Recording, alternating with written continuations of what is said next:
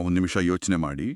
ಬೆಳಿಗ್ಗೆ 9ರಿಂದ ಸಂಜೆ 5ರವರೆಗೆ ಬರೋಬ್ಬರಿ 37 ವರ್ಷಗಳ ಕಾಲ ಬ್ಯಾಂಕಿನ ಲೆಡ್ಜರ್ ಪುಸ್ತಕಗಳಲ್ಲಿ ಜನರ ಹಣಕಾಸಿನ ಲೆಕ್ಕಾಚಾರವನ್ನು ಬರೆದಿಡ್ತಾ ಇದ್ದ ವ್ಯಕ್ತಿಯೊಬ್ಬರು ತಮ್ಮ ನಿವೃತ್ತಿಯ ಮರುದಿನವೇ ಮನುಷ್ಯನ ಕರ್ಮದ ಖಾತೆಯ ಲೆಕ್ಕಾಚಾರವನ್ನು ಭೇದಿಸೋಕೆ ಹೊರಟ್ರೆ ಹೇಗಿರ್ಬೋದು? ಹಾ ಖಂಡಿತ ಅದೊಂದು ಸಂಪೂರ್ಣ ಹೊಸ ದೃಷ್ಟಿಕೋನ ಆಗಿರತ್ತೆ ಅಲ್ವಾ. ಅಂದ್ರೆ ಅಂಕಿ ಅಂಶಗಳ ನಿಖರತೆಯಲ್ಲಿ ಬದುಕಿದವರು ಈ ಅಧ್ಯಾತ್ಮದ ಅಗೋಚರ ಲೋಕವನ್ನ ಪ್ರವೇಶಿಸಿದಾಗ ಅಲ್ಲಿಯೂ ಅದೇ ರೀತಿಯ ಒಂದು ತಾರ್ಕಿಕತೆಯನ್ನು ಹುಡುಕ್ತಾರೆ, ಕೇವಲ ಕುರುಡು ನಂಬಿಕೆಯನ್ನಲ್ಲ. ಹೌದು, ಅದೇ ಇಂದಿನ ಈ ಡೀಪ್ ಡೈವ್ ಸಂಚಿಕೆಯ ಪ್ರಮುಖ ಉದ್ದೇಶ. ಹಿಂದೂ ಧರ್ಮದ ಅತ್ಯಂತ ಮೂಲಭೂತ ದೈನಂದಿನ ಆಚರಣೆಯಾದ ಸಂಧ್ಯಾವಂದನೆಯ ಒಳಾರ್ಥವನ್ನ ನಾವಿವತ್ತು ಅರ್ಥ ಮಾಡ್ಕೊಳ್ತೇವೆ. ಜೊತೆಗೆ ಆ ಪ್ರಾಚೀನ ಜ್ಞಾನವನ್ನ ಇಂದಿನ ಪೀಳಿಗೆಗೆ ತಲುಪಿಸ್ತಾ ಇರೋ ಆ ನಿವೃತ್ತ ಬ್ಯಾಂಕ್ ಉದ್ಯೋಗಿಯ ರೋಚಕ ಪಯಣವನ್ನ ಕೂಡ ನೋಡಲಿದ್ದೇವೆ. ನಿಜ. ನಾವಿಂದು ಚರ್ಚೆ ಮಾಡ್ತಾ ಇರೋ ಮಾಹಿತಿಯ ಮೂಲ ಬಂದ್ಬಿಟ್ಟು ವಿಜಯೇಂದ್ರ ರಾಮನಾಥ ಭಟ್ ಅವರು ಬರೆದಿರುವ ಸಂಧ್ಯಾವಂದನೆಯ ಅಂತರಂಗ ಸಂಪುಟ 2 ಅನ್ನುವ ಗ್ರಂಥದ 5 ಭಾಗಗಳು.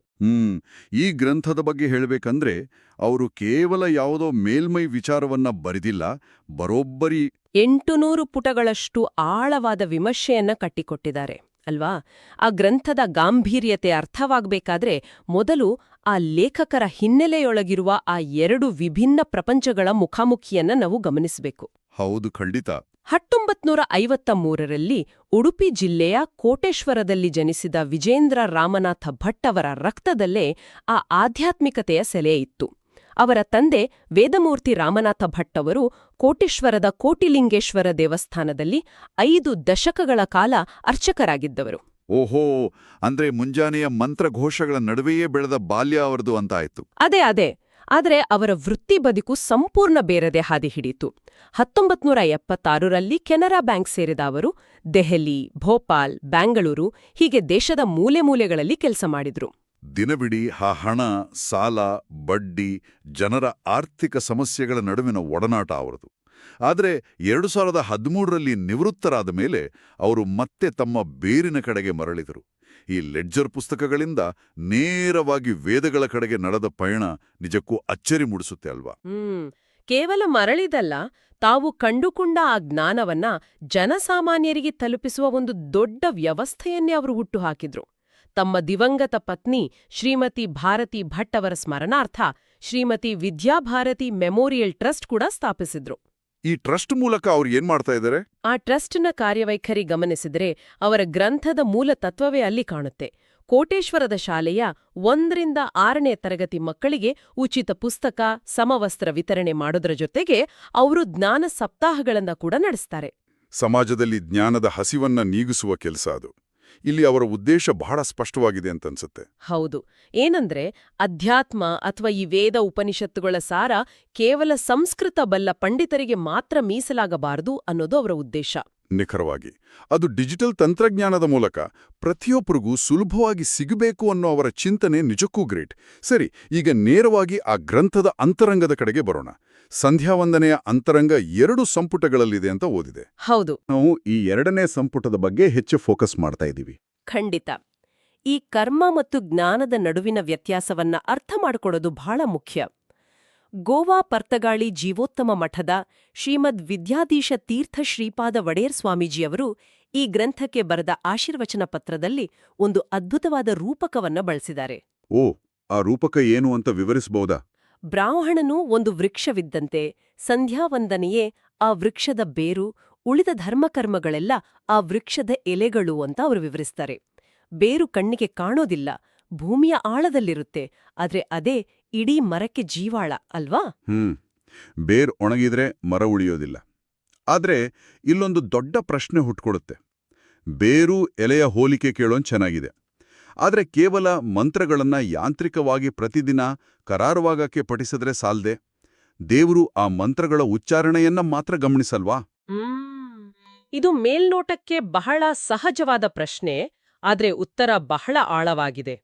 ಕೇವಲ ಯಾಂತ್ರಿಕವಾಗಿ ಮಂತ್ರ ಪಠಿಸಿದ್ರೆ ಅದು ಕೇವಲ ಒಂದು ದಿನಚರ್ಯೆ ಆಗುತ್ತದೆಯೇ ವಿನಃ ಅನುಸಂಧಾನ ಆಗೋದಿಲ್ಲ.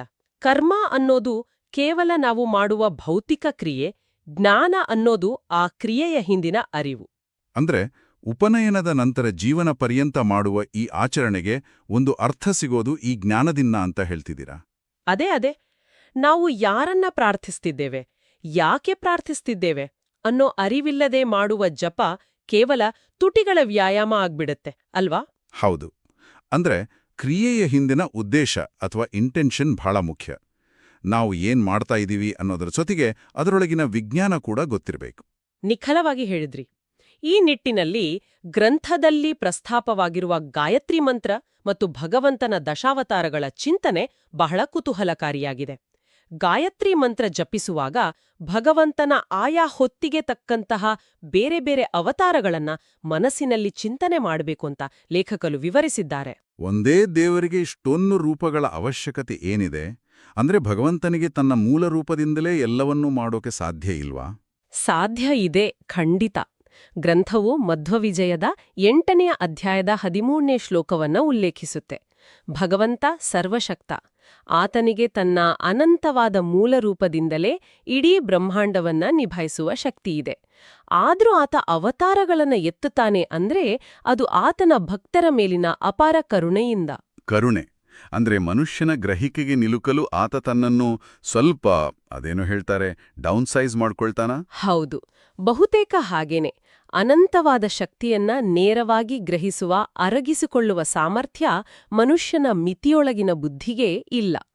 ಆಯಾ ಸನ್ನಿವೇಶದ ನಿರ್ದಿಷ್ಟ ಸಮಸ್ಯೆಗಳನ್ನ ಬಗೆಹರಿಸಲು ಮತ್ತು ಭಕ್ತರಿಗೆ ತನ್ನ ಪ್ರೀತಿಯನ್ನ ಅರ್ಥ ಮಾಡಿಸಲು ಆತ ವಿವಿಧ ರೂಪಗಳನ್ನ ತಾಳ್ತಾನೆ. ಹಾ, ಅದ್ಭುತ. ಗಾಯತ್ರಿ ಮಂತ್ರದ ಜೊತೆಗೆ ಈ ಭಗವದ್ ರೂಪಗಳ ಚಿಂತನೆ ಸೇರಿದಾಗ ಮಂತ್ರದ ಶಕ್ತಿ ಮತ್ತಷ್ಟು ಚುರುಕಾಗುತ್ತೆ.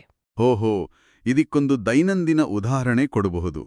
ನಮ್ಮ ಮನೆಗಳಲ್ಲಿ ಹರಿಯುವ ವಿದ್ಯುತ್ ಶಕ್ತಿ ಅಂದ್ರೆ ಕರೆಂಟ್ ಎಲ್ಲೆಡೆಯೂ ಒಂದೇ ಆಗಿರುತ್ತೆ.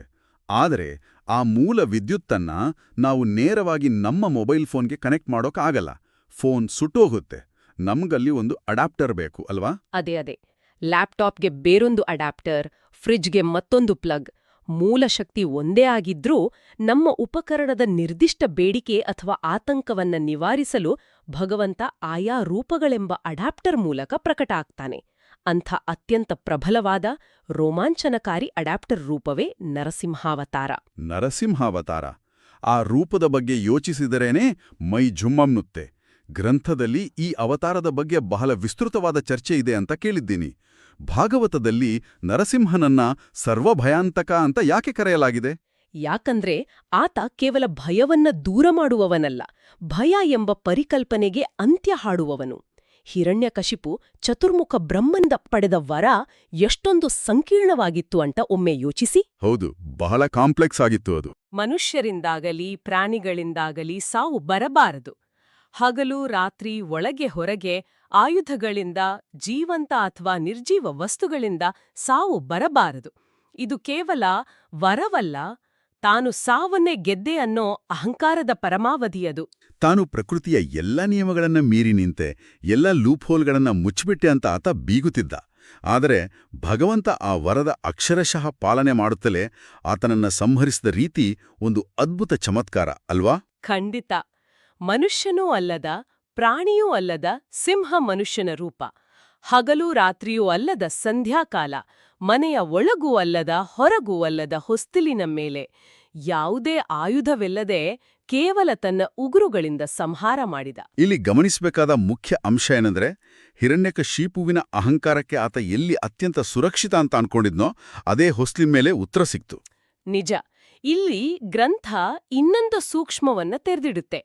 ನರಸಿಂಹನ ರೂಪ ಶತ್ರುವಿಗೆ ಎಷ್ಟೊಂದು ಭಯಂಕರವಾಗಿತ್ತೋ ಅಂದ್ರೆ ಆ ಸಿಂಹದ ಮುಖ, ರಕ್ತಸಿಕ್ತ ಕಣ್ಣುಗಳು, ಅದು ಶತ್ರುವಿಗೆ ಮರಣದ ಸ್ವರೂಪವಾಗಿ ಕಂಡ್ರೆ ಭಕ್ತನಾದ ಪುಟ್ಟ ಬಾಲಕ ಪ್ರಹ್ಲಾದನಿಗೆ ಅಷ್ಟೇ ಕರುಣಾಮಯವಾಗಿ ಕಂಡಿತು. ವಾಹ್! ಸತ್ಯಂ ವಿಧಾತುಂ ನಿಜಭೃತ್ಯ ಭಾಷಿತಂ ಅಂದ್ರೆ ತನ್ನ ಭಕ್ತ ಆಡಿದ ಮಾತನ್ನ ಸತ್ಯ ಮಾಡಲು ಭಗವಂತ ಕಂಬದಲ್ಲೂ ಪ್ರಕಟನಾದ. ಆತನ ಸರ್ವಾಂತರ್ಯಾಮಿತ್ವ ಕೇವಲ ಗುಡಿ ಗೋಪುರಗಳಲ್ಲಿಲ್ಲ, ಕಣಕಣದಲ್ಲೂ ಇದೆ ಅನ್ನೋದಕ್ಕೆ ಇದೊಂದು ದೊಡ್ಡ ಸಾಕ್ಷಿ. ಇದೆಲ್ಲವೂ ತಾತ್ವಿಕವಾಗಿ ಅರ್ಥವಾಗುತ್ತೆ. ಆದರೆ ಈ ಗ್ರಂಥದಲ್ಲಿರುವ ಮತ್ತು ಕೇಳುಗರಲ್ಲಿ ಅತೀವ ಕುತೂಹಲ ಮೂಡಿಸುವಲ್ಲ ಮತ್ತೊಂದು ವಿಚಾರದ ಕಡೆಗೆ ಬರ್ತೀನಿ. ಪಾಪಗಳ ಪರಿಹಾರ ಮತ್ತು ಅದರ ಹಿಂದಿನ ಲೆಕ್ಕಾಚಾರ.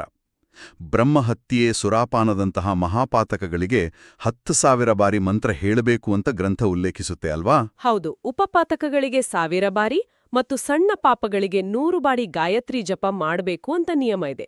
ವೃತ್ರಾಸುರನನ್ನ ಕೊಂದಾಗ ಇಂದ್ರನಿಗೆ ಅಂಟಿಕೊಂಡ ಪಾಪವನ್ನ ಇದೇ ನರಸಿಂಹನ ಪ್ರಾರ್ಥನೆ ಅಂದ್ರೆ ಋತಂಭರ ಜ್ಞಾನ ಪರಿಹರಿಸಿತು ಅನ್ನೋ ಕಥೆಯ ಉದಾಹರಣೆ ಕೂಡ ಇದೆ.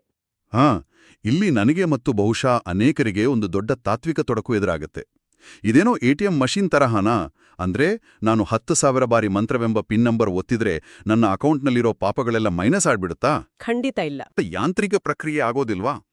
ಯಾರು ಬೇಕಾದ್ರೂ ಎಷ್ಟು ಬೇಕಾದ್ರೂ ತಪ್ಪು ಮಾಡಿ ನಂತರ ಕೂತು ಎಣಿಕೆ ಮಾಡಿ ಮಂತ್ರ ಹೇಳ್ಬಿಡ್ಬೋದಲ್ಲ? ಈ ಪ್ರಶ್ನೆ ಖಂಡಿತ ಬರ್ಬೇಕು. ಯಾಕಂದ್ರೆ ಇದು ಈ ಇಡೀ ಗ್ರಂಥದ ಅತ್ಯಂತ ಅಮೂಲ್ಯವಾದ ಕಣ್ಣು ತೆರೆಸುವ ಒಳನೋಟ. ಲೇಖಕರು ಇಲ್ಲಿ ಬ್ರಹ್ಮಸೂತ್ರದ ಒಂದು ನಿಯಮವನ್ನ ಮುಂದಿಡ್ತಾರೆ, ಫಲಮತ ಉಪಪತ್ಯೇಹೆ ಅಂತ. ಇದರ ಅರ್ಥ ಏನು?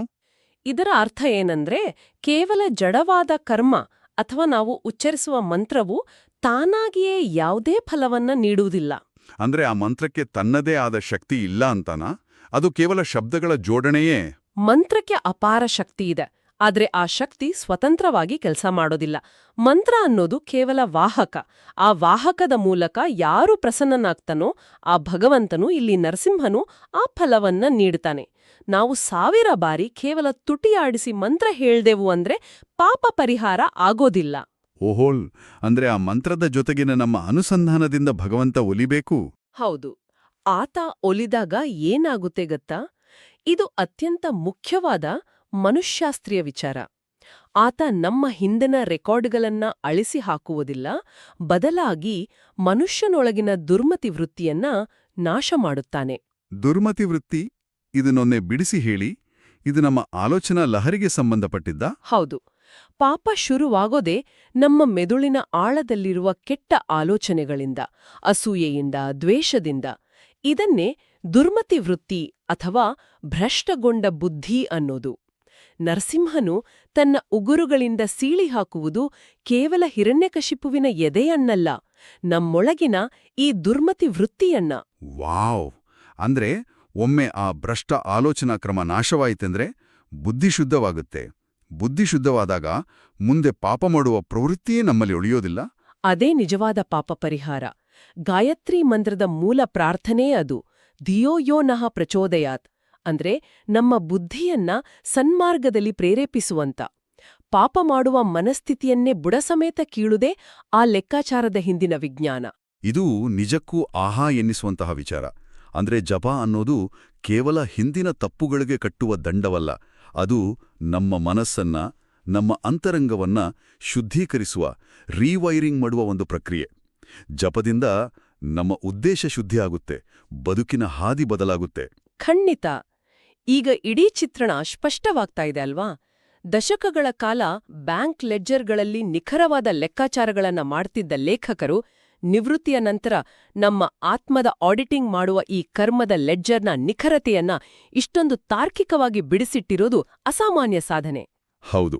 ಜೊತೆಗೆ ಅವರು ಈ ಪ್ರಾಚೀನ ವಿಜ್ಞಾನವನ್ನ ಇಂದಿನ ತಂತ್ರಜ್ಞಾನದ ಮೂಲಕ ಉಚಿತವಾಗಿ ಜನರಿಗೆ ತಲುಪಿಸಿರೋದು ಅವರ ಸಾಮಾಜಿಕ ಕಳಕಳಿಯ ಸಂಕೇತ.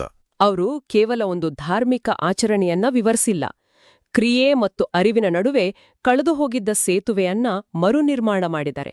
ನಮ್ಮ ದೈನಂದಿನ ಜೀವನದಲ್ಲಿ ಜ್ಞಾನದ ಸ್ಪರ್ಶವಿಲ್ಲದ ಕರ್ಮಗಳು ಕೇವಲ ಹೊರೆಯಾಗುತ್ತವೆ ಅನ್ನೋದನ್ನ ಬಹಳ ಸ್ಪಷ್ಟವಾಗಿ ಕಟ್ಟಿಕೊಟ್ಟಿದ್ದಾರೆ.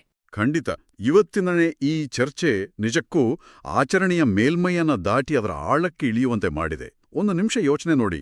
37 ವರ್ಷಗಳ ಕಾಲ ಬ್ಯಾಂಕ್ ಖಾತೆಗಳ ನಂಬರ್ಗಳ ನಡುವೆ ಬದುಕಿದ್ದ ವ್ಯಕ್ತಿ ನಮ್ಮ ದೈನಂದಿನ ಆಚರಣೆಯೊಳಗೆ ಇಡೀ ಬ್ರಹ್ಮಾಂಡದ ರಹಸ್ಯವನ್ನೇ, ಆ ಜ್ಞಾನಯೋಗವನ್ನೇ ಹುಡುಕಿ ತೆಗೆದರು. ಹೌದು, ನಿಜಕ್ಕೂ ಸ್ಫೂರ್ತಿದಾಯಕವಾದ ಪಯಣ ಇದು. ಕಾರ್ಯಕ್ರಮ ಮುಗಿಸುವ ಮುನ್ನ ಕೇಳುಗರ ಮುಂದೊಂದು ವಿಚಾರವನ್ನು ಬಿಡಬಯಸ್ತೇನೆ.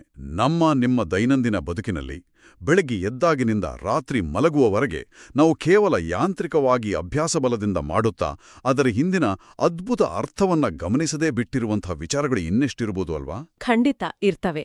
ನಮ್ಮ ಗಮನಕ್ಕೆ ಬಾರದೆ ನಾವು ಎಷ್ಟೋ ಕ್ರಿಯೆಗಳನ್ನ ರೂಢಿಗಾಗಿ ಮಾಡ್ತಾ ಇರ್ತೀವಿ. ಹೌದು. ಮುಂದಿನ ಬಾರಿ ಯಾವುದಾದ್ರೂ ಅಭ್ಯಾಸವನ್ನ ಕೇವಲ ರೂಢಿಗಾಗಿ ಮಾಡುವಾಗ, ಅದು ದೇವರ ಪೂಜೆ ಇರ್ಬೋದು ಅಥವಾ ನಿಮ್ಮ ಕೆಲಸದ ಒಂದು ಭಾಗವಾಗಿರ್ಬೋದು, ಅದರ ಹಿಂದಿನ ಅಂತರಂಗವನ್ನ ಒಮ್ಮೆ ಕೆದಕಿ ನೋಡಿ. ಆ ಕ್ರಿಯೆಯ ಹಿಂದಿನ ಬೇರು ಎಲ್ಲಿದೆ ಅಂತ ಹುಡುಕಿ.